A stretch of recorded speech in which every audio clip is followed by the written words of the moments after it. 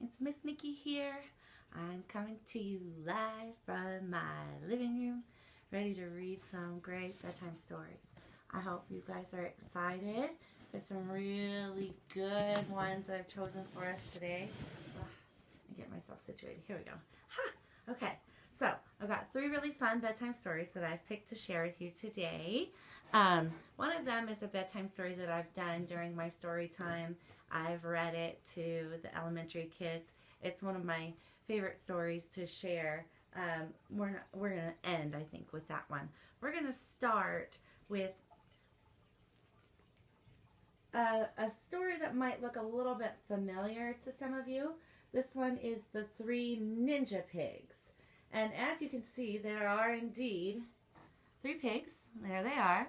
Yeah. 1, 2, 3. Yeah. Okay. And then there's a wolf there. So I'm sure many of you know the story of the 3 little pigs and the wolf, the big bad wolf. This is a kind of a twist on that story. So The 3 Ninja Pigs is written by Rosen Schwartz and illustrated by Dan Santat. The kids will, any of the elementary kids will let you know, Dan Santat is one of my very favorite illustrators. I really like how he really puts the emotions of the characters on their faces. You can really see how they're feeling. I just love it. It's one of my favorite things. All right. Excuse me. The 3 Ninja Pigs. Once upon a dangerous time, a wolf loved to huff and to puff. He'd go around town and blow houses down, till 3 little pigs cried, "Enough!"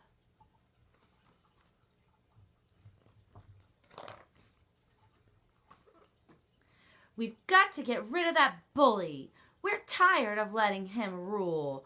We must put an end to this terrible trend. Let's train at that new ninja school." Oh, that's a good way to get exercise.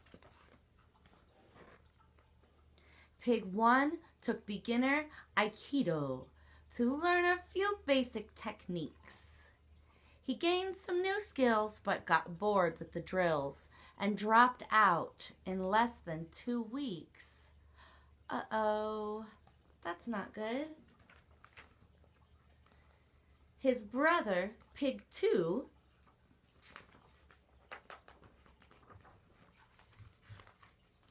took jiu-jitsu and learned how to block and to punch.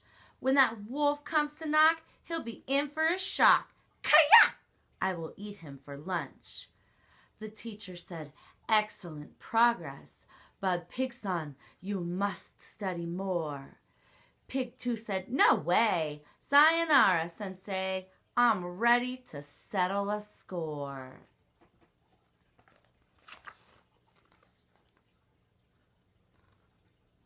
Pig 3 chose the art of karate and rose bright and early to train. She got in a groove and mastered each move, the cartwheel, the crescent, the crane. She balanced and blocked like an expert and practiced her lessons non-stop.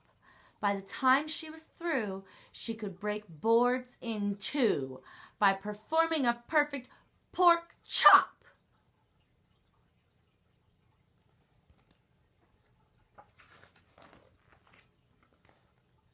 For months, she persisted in earnest until she had paid all her dues. How happy she felt when she earned her last belt. I'll make that wolf shake in his shoes.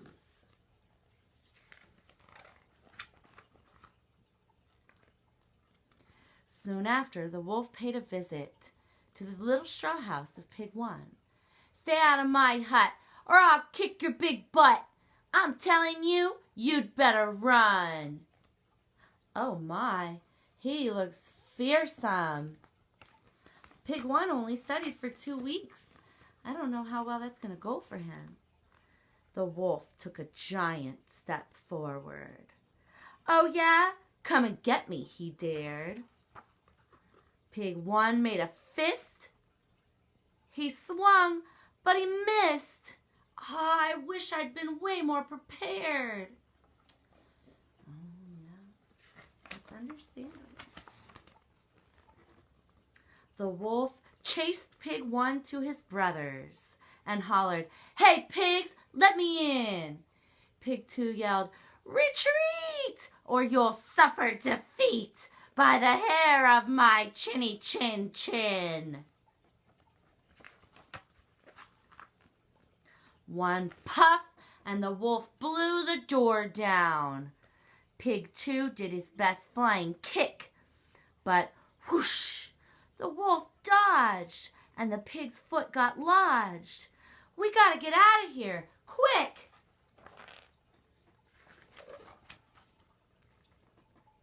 The chase carried on to their sisters. Pig 3 was outside in her gi. "I'm a certified weapon, so watch where you're stepping. You don't want to start up with me." Oh, she really did a lot of training, didn't she? Pig 3 faced the wolf and bowed deeply, for ninjas are very polite. "Quit huffing and puffing. Now, I'm not bluffing. I warn you, I'm willing to fight."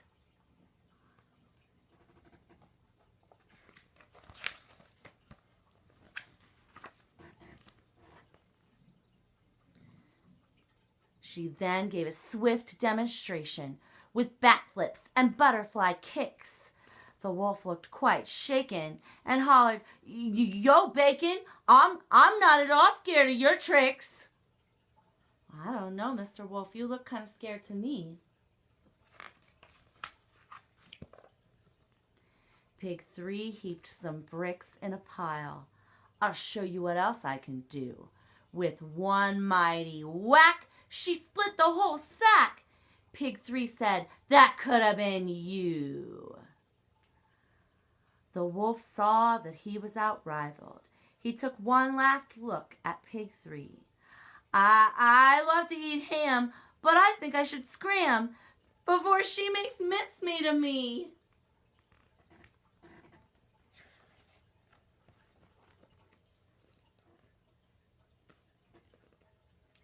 The brother pigs high-fived their sister and watched the wolf vanish from view. They cheered, "Ninjas rule! Let's go back to school so we can be ninja pigs too."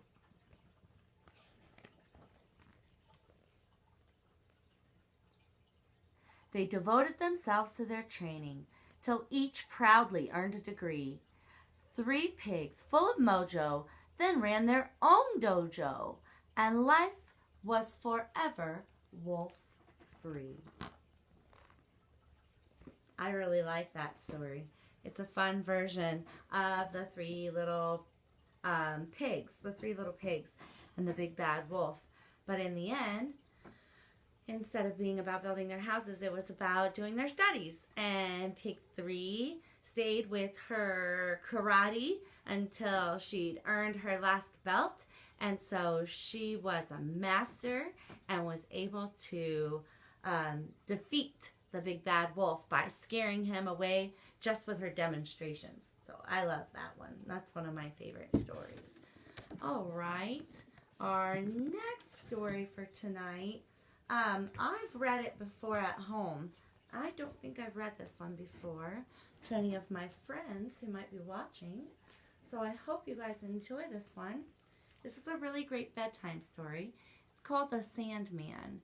And for those of you who don't know the legend of the Sandman, it is told there's a little man, there he is right there.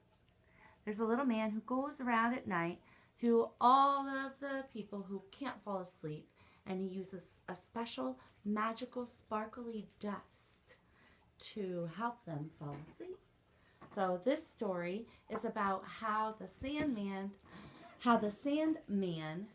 got started. All right. The Sandman is written by Ralph Fletcher and illustrated by Richard Cowdery. I heard the story of the not this story, but I heard the story of the Sandman when I was a little girl. Let's see how this one's different. Oh, I love the pictures in this book. Aren't they beautiful? Oh my. All right. Once upon a time, there was a man named Tor. Tor was a tiny man, no more than a few inches high, but he had a big problem.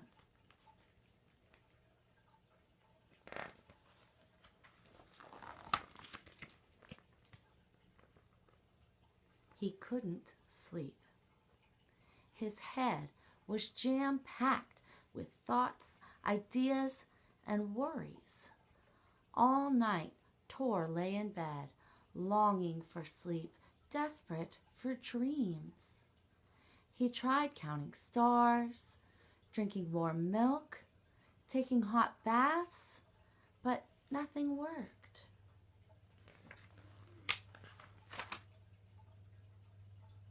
One day, while walking in the woods, Tor came upon a place that smelled like smoke. With a start, he realized he had wandered near a dragon's nest. Looking down, he saw a gleam of light at his feet. A dragon's scale! He picked it up and hurried away.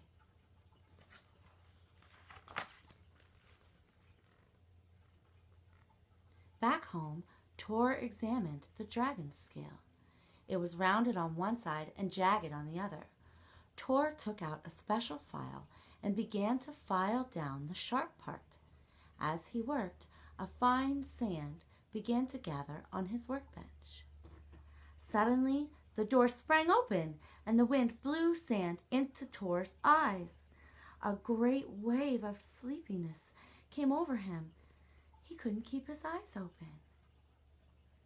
There he is, asleep on the floor, under his workbench.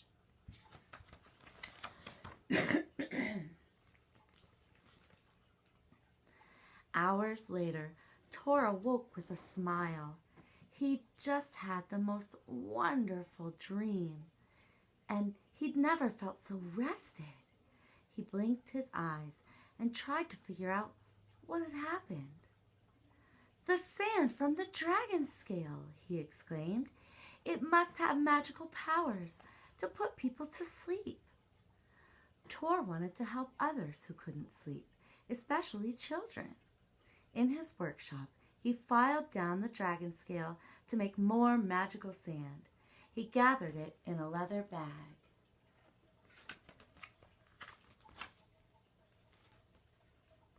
The next night, Tor rode on a cart pulled by a mouse into a nearby home. Upstairs, he found a boy lying in bed, his eyes wide open. "Oh, who are you?" the boy asked.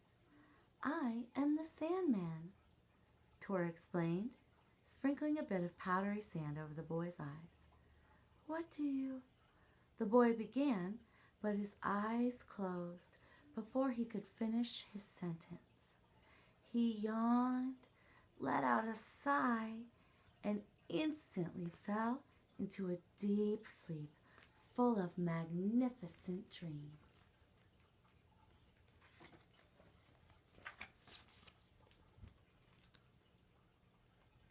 And that's how the Sandman got started.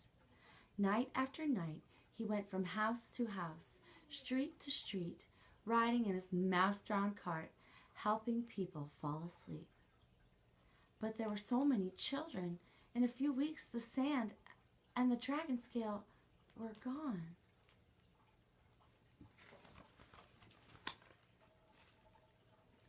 The Sandman knew what he had to do. He returned to the dragon's nest. He found a good place to hide and waited. At first, all was quiet. But then he felt a change in the air. A sudden gust of hot wind made his throat dry. He heard the terrible flapping of wings, roaring, spewing great plumes of fire. The dragon returned. Oh my, what a fearsome looking dragon.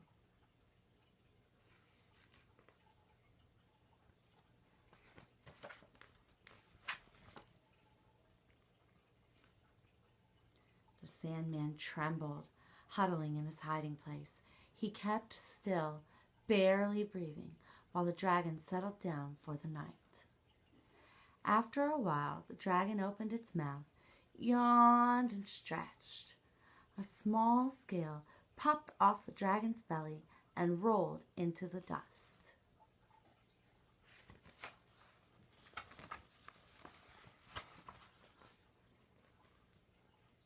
The Sandman wanted to grab the scale right away, but he didn't dare. He waited until the dragon's red eyes closed. He waited until only smoke drifted from the dragon's great nostrils. He waited until its breath came slow and easy. He waited half an hour more until he was absolutely certain the dragon was fast asleep. Then, tiptoeing from his hiding place, he snatched the scale and raced back home.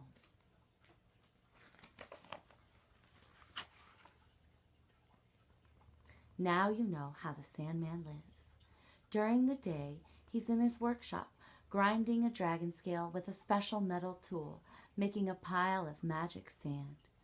Since dragons live forever, there will never be a shortage of scales. At bedtime, he goes to work. The Sandman silently rides into your home, following secret pathways only a mouse would know. He tiptoes to your bed and reaches into his leather bag. With a quick flick of his wrist, he sprinkles magic sand over your eyes.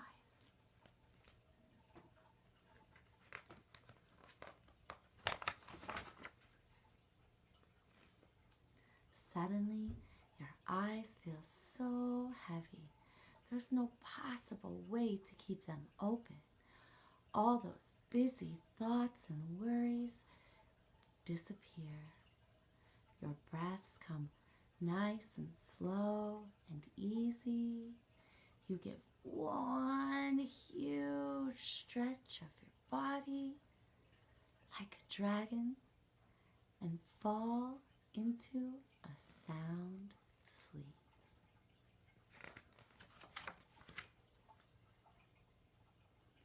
A few hours later, the Sandman rides home. He says goodnight to the mouse and climbs into his own bed. It makes him feel happy, giving others the gift of sleep.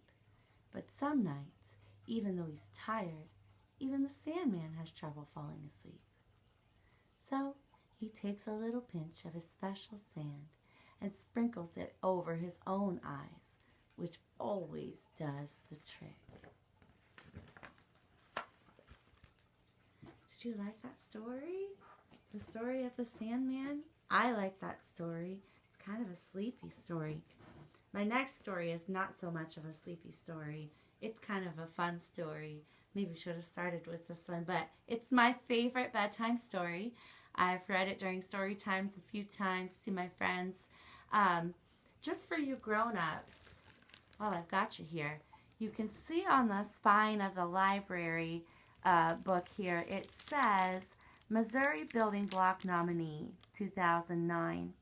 So the Missouri Building Block nominees are books that are chosen by library workers and parents, and then they are voted on by kids.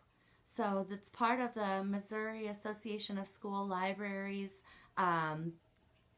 book awards that they do each year. They also have the Show Me Reader nominees and Gateway and Truman and the Mark Twain. So anytime, I tell parents all the time, anytime you see this label on one of our spines at the library, then you know this is a really good book for the building blocks for reading. All right, Dinosaur versus Bedtime. This story is so fun. It's written and illustrated by Bob Shea. He does really funny stories and funny illustrations that usually make kids laugh. Roar! I'm a dinosaur!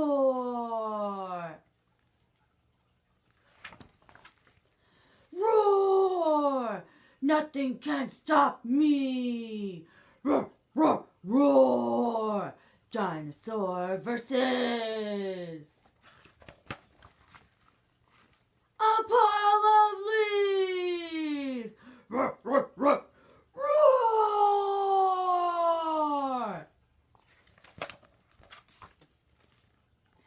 Dinosaur wins. Roar, roar, roar, roar. Dinosaur versus a big slide. Roar, roar, roar, roar. Roar, roar, roar.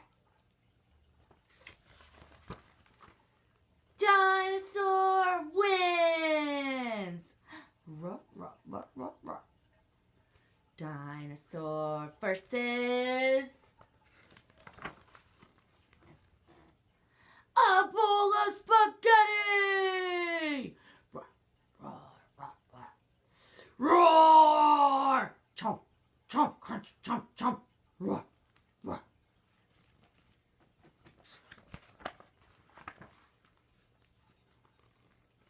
Dinosaur wins. Roar, roar, roar, roar. Dinosaur versus talking grown-ups. Blah, blah, blah, blah, blah, blah, blah, blah, blah, blah, roar, roar, roar. Oh no, run! A dinosaur! Roar! Dinosaur wins again. Roar, roar, roar. Dinosaur versus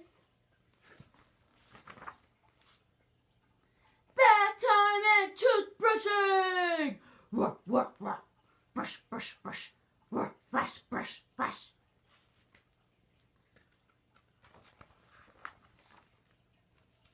Dinosaur wins again. Now Dinosaur must face his biggest challenge.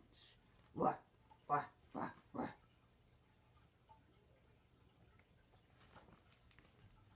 Bedtime. Roar, roar, roar, roar, roar, roar, roar, roar.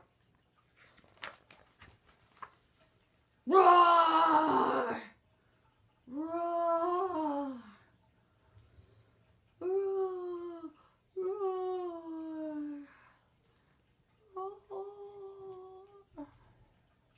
Roar! Roar! Bedtime wins. Good night, Dinosaur. That's my last bedtime story for tonight, friends. Thanks so much for joining me. I hope you enjoyed our stories tonight. And then I'll be back, of course, on Monday night reading some more great bedtime stories. Have a good weekend, guys.